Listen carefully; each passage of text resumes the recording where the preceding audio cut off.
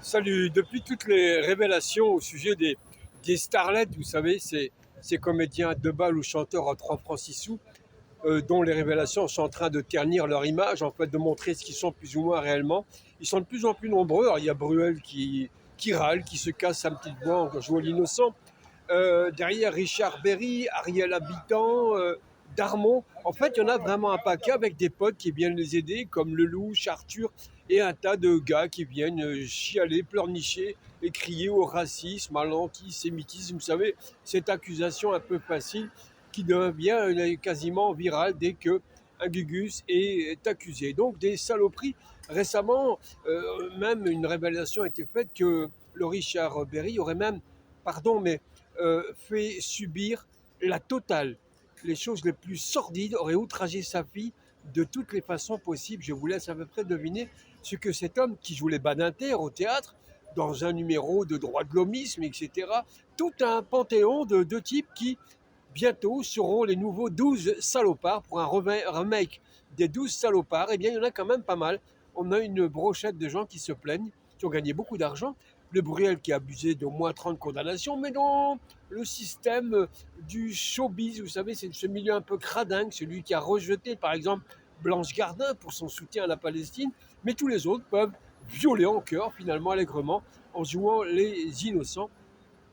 Bruel dont j'ai appris récemment, en lisant une interview d'un livre sorti de Nordine Ayoub sur les casinos, que Bruel, pour le casino en ligne, vous savez, cette maladie, ce cancer qui dévore des foyers des jeunes par l'addiction, eh bien, Bruel aurait touché, Monsieur Benguigui, c'est comme vous voulez, aurait touché 20 millions d'euros pour ça. Les casinos étaient autorisés en ligne, ce qui était interdit aux États-Unis, le FBI l'interdit formellement.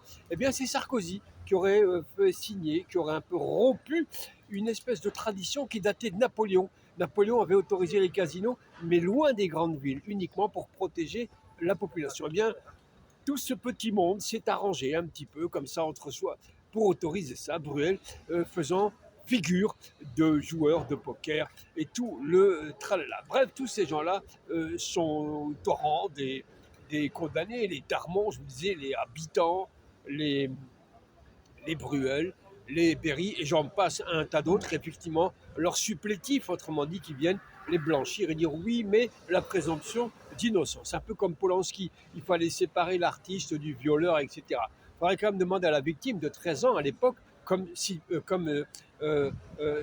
ou Sophie Flamand, la jeune, qui avait 13 ans, quand le Bruel aurait abusé d'elle. Enfin, des gens bien, finalement, qui sont victimes donc de racisme et d'antisémitisme.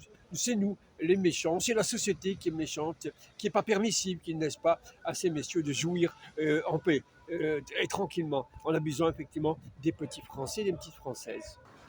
Ils sont tous solidaires pour le meilleur et pour le pire, alors que je reviens sur Blanche Gardin, complètement zappée, comme d'autres d'ailleurs, hein, Dieudonné, plein, sont carrément au banc des accusés, pas par la justice, hein, par une espèce de camorra, une mafia, celle des casinos ou je ne sais qui décide à la place de la justice qui a droit d'exister sur une scène ou pas. Je vous laisse faire vos commentaires, chers amis, je vous remercie et à très bientôt.